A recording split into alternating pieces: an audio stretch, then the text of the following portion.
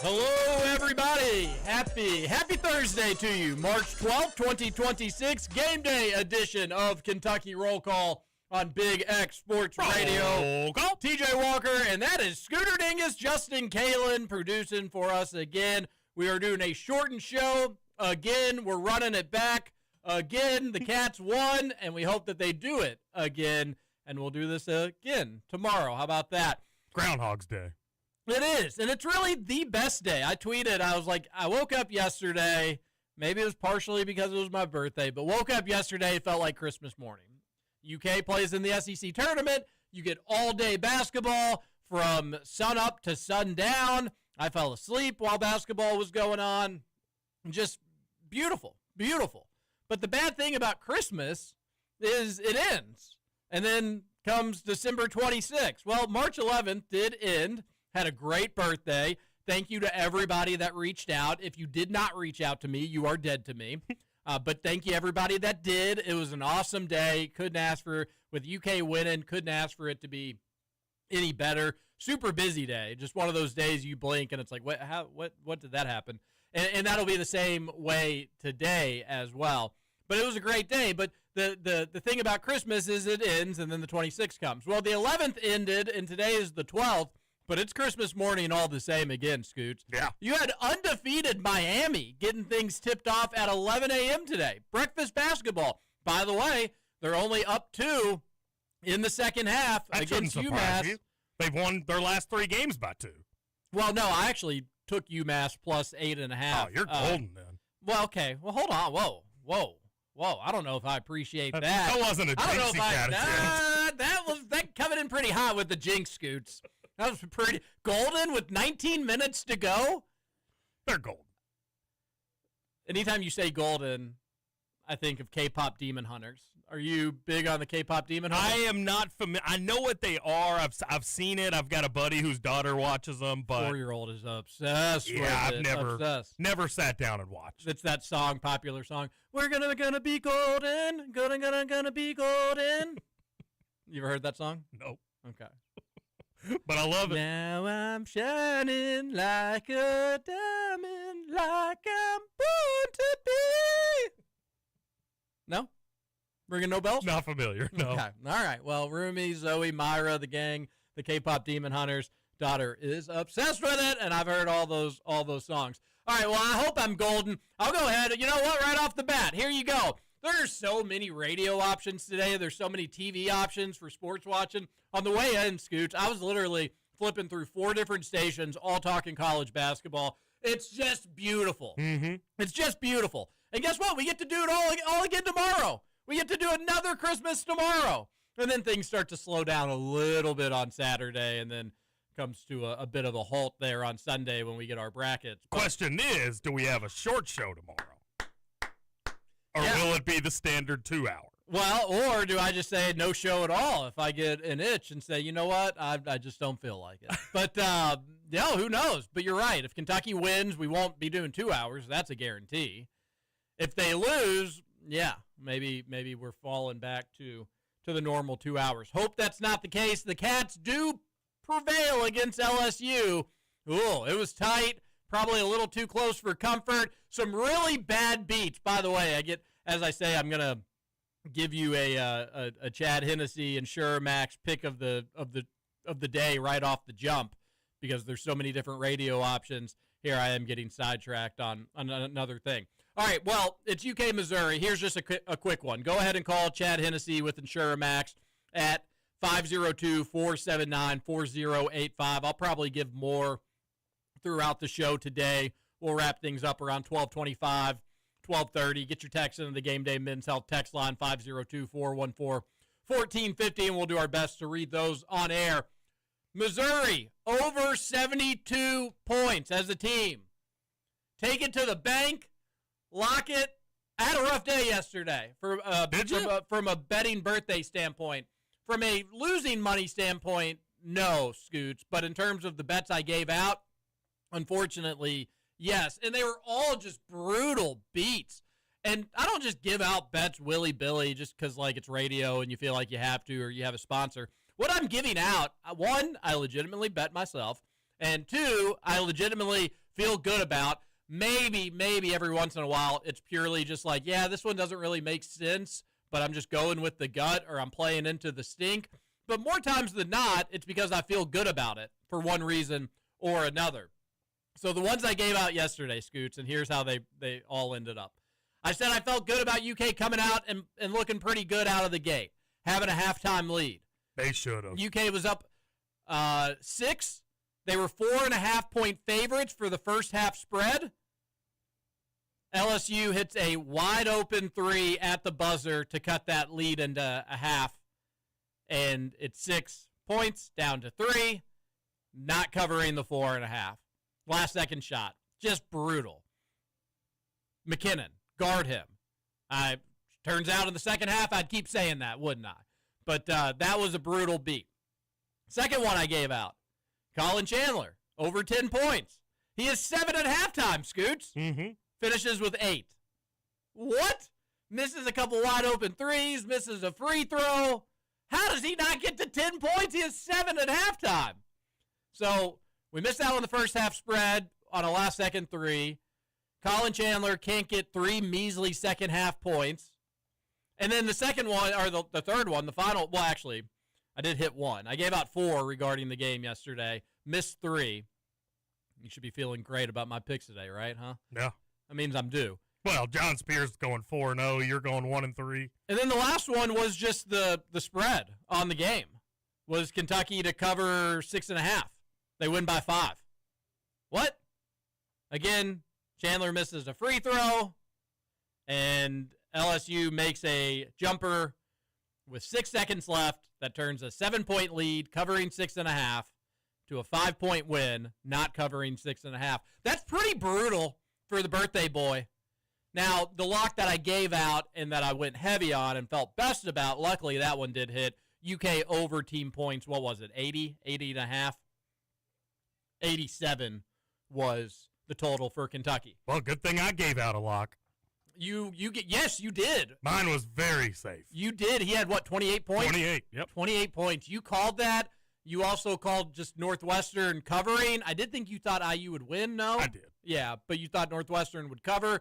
You thought LSU would win, but they did cover. And I think you had SMU covering, too, and they covered as well. So none of the local teams covered. 2 out of the 3 at least advanced to live and fight another day. Caps will take on Missouri in just about 20 minutes, 15 minutes, and the Cards will take on Miami for the second time in about 5 days. What time's that at? 2:30? 2:30, yep. 2:30, and U of L, a 1.5 favorite. Kentucky opened as a 3.5 favorite. Couldn't believe it. I was on the postgame show, and I thought Missouri would be about a 2.5, 3.5 favorite. Opened as UK given 3.5. Scoots, I'm not normally that far off. That's a 6 or 7 point swing. I was pretty embarrassed by being so far off. It is down to 2.5, though. But the lock of the day from our friend Chad Hennessy at InsureMax is Missouri over 72 team points. They have scored over that total, Scoots, all but twice going back to January. Whoa. They've scored over that total all but once in the last month. I can't believe it's that low. Does the hook concern you at all on that?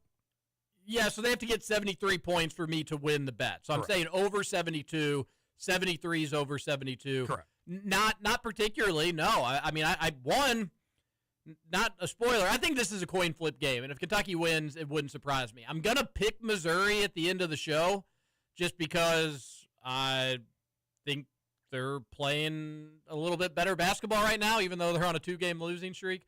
But I think it's a coin flip game. It's going to come down to the final 4 minutes, final 3 minutes. Very similar to the game, the first meeting at Rupp Arena. Kentucky was in control the majority of that game, up 8 with 6 minutes to go? Mm-hmm. Something like that. And Missouri wins in regulation. That was wild. Kentucky, a completely different team. Jalen Lowe played in that game. Jaden Quainton started in that game. Didn't finish the game, though. And my big take then was if you had played Jaden Quainton late in that game, you probably win that one. But Kentucky's much different. Denzel Aberdeen was not operating as the point guard. Otega Owe was not playing nearly at the level that he is now. Even though Colin Chandler's been slumping a little bit, part of the reason he's slumping is that he's become the focal point well, maybe not the focal point, but he's gotten the attention of the opposing team's defense. I think they're probably a little bit more concerned about Otega Oweh than Colin Chandler, but it's very clear. Do not leave the white boy. Do not leave him. Stay on him. Guard him. Anywhere he's at, especially on the perimeter. Get in his grill. Colin Chandler has had a tough time adjusting a little bit to that, but that being said, he's still playing at a higher level now than he was in January during this first meeting. So Kentucky, a very different team than when they lost to Missouri at Rupp Arena, 73-68. And maybe that's part of the reason that Missouri team total is low, is they expect that tempo to be a little bit slower like it was in the first meeting.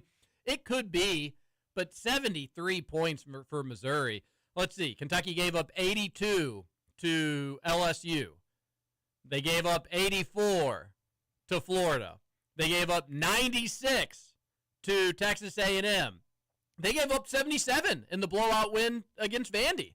So that was an easy win for UK. That was still 4 more points than what Missouri's total is. They gave up 75 in a loss. When's the last time they held a team under 73 points, Scoots? That's what I'm trying to get at here. That's what I'm wondering, yeah. Tennessee. The Tennessee win was that on Valentine's Day, where they won 74-71 was the last time Kentucky held a team under 73 points. You got to go all the way back to Valentine's Day. South Carolina. February 7th. Okay, South Carolina. I did forget about them. I conveniently glossed over the blowout win on the road, where South Carolina had 63 points. All right, so doesn't happen frequently. That's the bet of the day. I think this game comes down to the wire. All the same, though, I think it's in the mid to upper 70s, if not low 80s. So that just seems like way, way, way off. So I'll go ahead and give out that one. Scoots, how's your Thursday going? How was your day yesterday? What's up in Scooterland? Same old, same old. I mean, just getting set for a bunch of basketball. By the way, I did want to toss out my bet of the day. But okay, throw it on out, baby. It's already started, so you might have missed the boat on it. Well, maybe get a good live number on it. They're leading now, but I really love Iowa against Ohio State today. I also, wow, get out of my head, Scoots. That was another one of my plays that I was talking with my little betting boys. And if you're feeling froggy, that they'd never text me back. So. Feeling froggy, Wisconsin should easily cover 7.5 against Washington as well. Okay, we're throwing out a lot of stuff at you now. So there you go. That's all I got for today. I did like Iowa just straight up against Ohio State. Kansas TCU is one of those stinky lines. Stinky lines have come through lately. Mm-hmm. They're only 5.5-point favorites against TCU in a virtual home game for Kansas. If you want to play, I would think Kansas would cover that, by the way. But if you want to play into the stink has been successful, you may want to go TCU's way. And then I was listening, who was it, Spears? I was listening to another show, and they were going through some picks, and they convinced me that the night games in the Big East are going to be blowouts tonight. Was that Spears? I don't think it was Spears. But it could have been another show. I cannot get enough college basketball content right now. But I won't give those. I won't say, like, take these to the bank like I am saying for the Missouri team over. I feel good about that one. But Xavier, UConn tonight. UConn's 15.5-point favorite. The show that I was listening to, they were like, UConn's going to win by 30. And, maybe that was Spears. Yeah, and I agree with that, actually. The more that I think about it, UConn's just going to run Xavier out of the gym just to kind of get their feet wet at Madison Square Garden, Big East tournament, get things going. That's a huge number, and huge numbers scare people, but I think UConn cruises. And then Villanova, 7.5-point favorite. Caden Lewis, 6th man of the year in the Big East. Devin Askew, I think they roll against the Hoyas. Villanova given 7.5. So actually, I probably will maybe play both those. So later tonight, that is at Madison Square Garden. How you feeling about Tennessee? Tennessee getting Nate Ament back. They will blow the absolute doors off Auburn, and I will love seeing it. They will win big. And it's Rick Barnes, and it's the postseason, and it's March, and we have to be careful with those jokes because he did eliminate us last season. That being said, he tightens up. He tightens up in conference tournaments in March as well. But I think that they'll have the home crowd. They'll be excited to blow out Little Pearl and probably put them on the wrong side of the bubble. But unfortunately, if you don't want Auburn in the NCAA tournament, everything is going their way, unfortunately. And they did get the win against Mississippi State last night. Let's read a couple texts here on the Gameday Men's Health text line. A texter says, I remember when Denny Crum took care of business with Iowa. All right, good text, old man. Back to bed you go. Okay? Another texter says, thoughts on Keegan Brown? Seems like the kind of guy we need to help with roster building. So I'm just going to be honest with you. I initially thought that Keegan Brown was on the roster. And it wasn't until about 8 months ago that I realized that he wasn't. I was following him on Twitter, and I noticed that it was no UK stuff, and I was like, wait, am I mistaken about this? So I don't know. If it makes Pope happy and it thinks it makes Pope's job easier, I would question why this didn't happen when you were building your staff. But maybe UK just said, hey, we're going to kind of cut off the staff additions right here. And then Pope came back a year later, 2 years later now, and say, you know what, I need this. So, it's obviously we want to be better. I think he can help. I know you said we had to cut it off here, Mitch Barnhart, but you're retiring now. When you're off eating your hay, can you allow me to make one more hire? And he said yes to it. I have no idea. If it makes their job a little bit easier, the way that Pope is talking about it is that this is more analytics, which can relate to roster building. But, what was Pope saying? We need war. I want you running war simulations 24/7 and different types of, analytic simulations 24/7 and stuff like that. I don't know the exact quote. But so I don't know.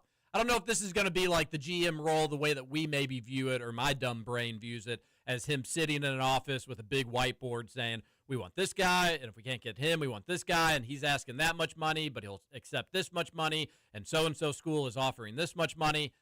That's what I think of a GM, weighing the dollars and the cents of different roster additions. The way Pope has explained this Keegan Brown addition is more analytics, which player makes, Moneyball sort of stuff. Not really the agent aspect or the money aspect, but more how does he fit into our system from a numbers standpoint, analytic numbers standpoint, not a financial numbers standpoint. That's the way I took it. Could be wrong. Could just be a bona fide GM position. I don't know enough about it, unfortunately, to answer your question. Keegan Brown is also the name of an English darts player, for what it's worth. Yeah, okay. That's cool. Another texter says, Malachi Marino's really gotten bullied the last 3 games. He needs to play better. Yeah, Malachi Marino's stock's a little bit down.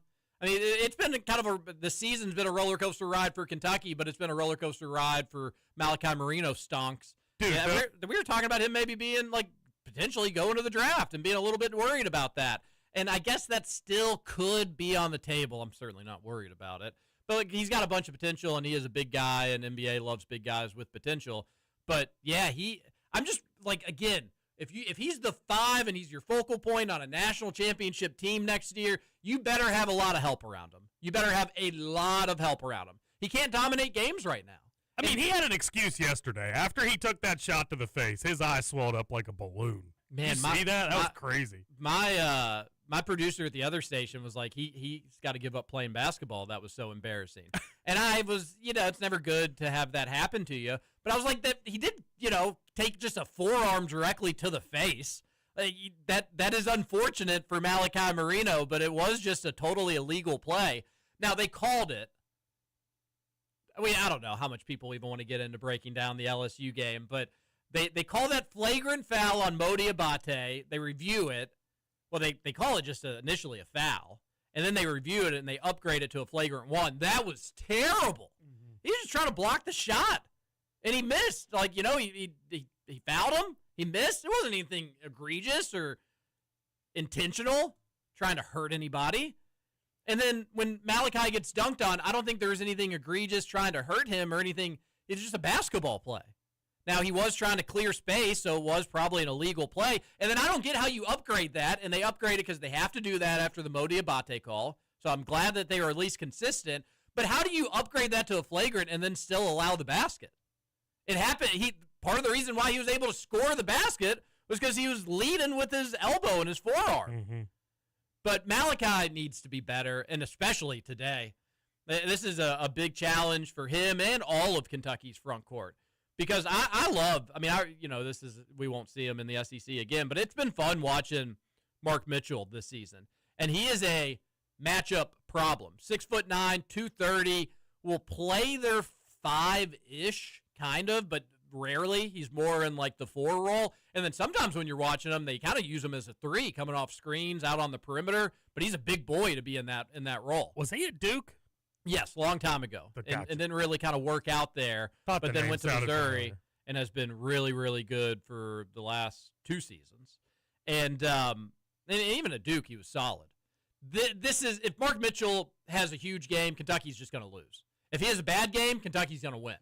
And then if it's somewhere in the middle, which, if it's like 21 points, 20 points for him, probably coming down to the final 4 minutes like I expect. But Modi Abate is the first person you think of throwing on Mark Mitchell, but it's going to be a little bit of everybody at different times. That's going to be the story of the game. Another texter says he's a G League video coordinator, so he probably knows a lot about Dink Pate regarding Keegan Brown. Yeah, it seems like Dink is going to be UK's recruit for 2026. I love Dink. And as long as he's eligible, and Mark Pope had a weird quote where he was like, as long as the NCAA tells us we can swim in these recruiting waters, and then the next day they were out like visiting and doing video calls and meeting with Dink. So I took that as Mark Pope's way of saying, like, the NCAA says it's allowed, blah, blah, blah, blah, blah. It's beautiful, beautiful, beautiful. So as long as it's legal, it's a great recruit to bring in. A recruit that's really, like a 21-year-old man that is average, nearly a double-double. He can't really shoot for beans, I don't think, but he's just a physical specimen. Mm-hmm. I think like a comparison would be what you thought maybe the ceiling of Terrence Clark at Kentucky was going to be. Just like physical, do everything, Michael Kidd-Gilchrist-like mold, gets his hands everywhere, Jared Vanderbilt type, just kind of that wing utility type dude.